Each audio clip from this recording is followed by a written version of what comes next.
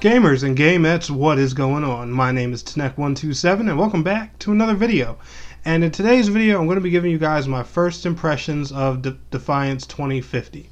Now, straight up, I know this video is pretty late. I should have probably made this about 2 weeks ago, but I want to take some time for this one and just really get my thoughts together because I don't know if I ever told you guys, but I am a serious Defiance fanboy. Like, I love this game the way Destiny players love Destiny. And I know that's probably a crappy comparison because the two games kind of are similar. Well, Defiance, I kind of look at it more as like a MMO version of Borderlands in a way. That's definitely what Defiance reminds me of, like a third-person Borderlands. But today I really just wanted to talk about the console port and how it is in general compared to the original version. And if you guys are looking at the gameplay here, you're probably going to notice one really cool thing. It's very true to the original. Nothing has really changed, and that's honestly my most favorite thing about this. Like, one thing I love, especially about, you know, these newer consoles and everything like that. Well, I'm not gonna say newer. This generation's been out for a solid amount of time now, but I love it when a remaster is literally just the same game with better graphics, or even, you know, just an increased frame rate, or, you know, just better textures, or, you know, just slight graphical upgrades, and, you know, the whole thing's not changed to, you know, to just become some super version of the game and all that stuff. But this here is my definition. Now, don't get me wrong, Defiance is far from a perfect game, but this in general is my version of a perfect remake because nothing's really changed. I mean, there's some UI changes, there's some new things with the skill system and all that stuff. Yes, you know, there are some bonuses, some new features and everything, but Defiance 2050 literally feels like that same game I played on PlayStation 3 probably about six plus years ago. And that is a really awesome thing. Like, I literally feel like I have the PS3 version and I just stuck it in my PS4 and put it on max settings. By the way, guys, the gameplay you guys are seeing in the background with this version is PS4 Pro gameplay. Just in case anybody is curious, I was playing this game on a PS4 Pro, and I gotta say, guys, it runs really well.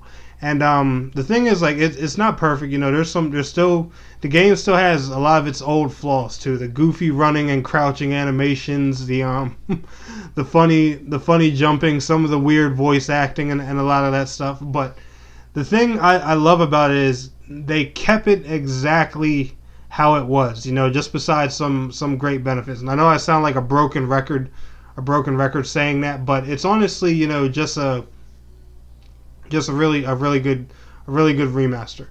But in all honesty, guys, I didn't find anything truly wrong. I mean, yeah, there were some bugs when it first launched, just like all other MMOs.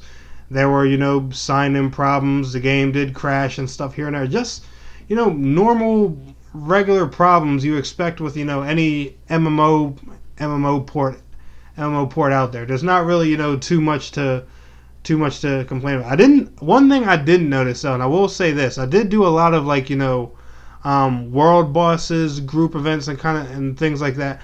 I didn't notice any type of crazy frame dropping or anything. That was something that surprised me. And I did get into some scenarios where, you know, where there was like a lot of traffic, a ton of players around, lots of things exploding, people using all kinds of like explosive weaponry, riding by on a lot of vehicles, tons of monsters on the screen and stuff.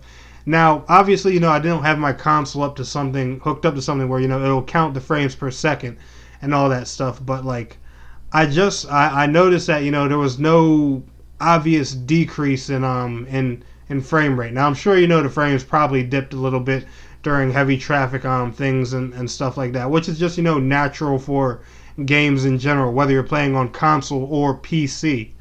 But overall, I really didn't find too many issues or too many problems at all with this game. There were a few, like, you know, UI bugs, just, you know, really small, simple, subtle stuff. But other than that, it's just, you know, it's the same classic game that I loved from the last generation consoles. And, you know, that's really an awesome thing. I can't wait for this game to launch. If you guys like Borderlands, if you like Destiny, if you like, any of those, even the Division, if you like, any of those like RPG shooter hybrids or MMO shooter hybrids, then you definitely need to check out Defiance 2050.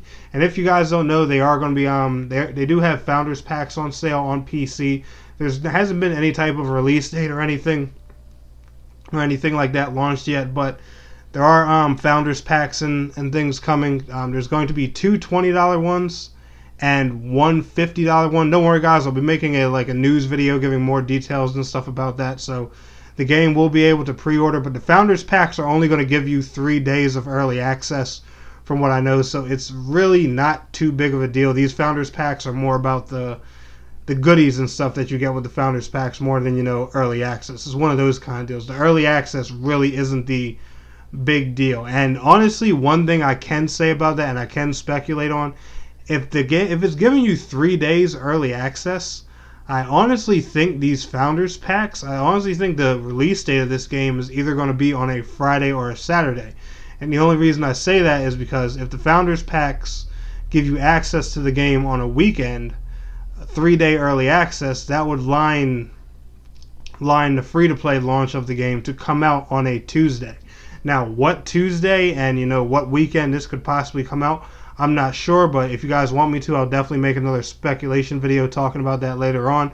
But other than that, guys, I just wanted to give you all my first impressions of Defiance 2050. Like I said, if you guys are a fan of, shooter RPG hybrids or shooter MMO hybrids, definitely check this out. But anyway, y'all enjoyed this video, smash that thumbs up button for me, and I want to thank you all so much for watching. It's your boy Tnek127, and please don't forget to like, share, subscribe, and I will see you guys in the next video.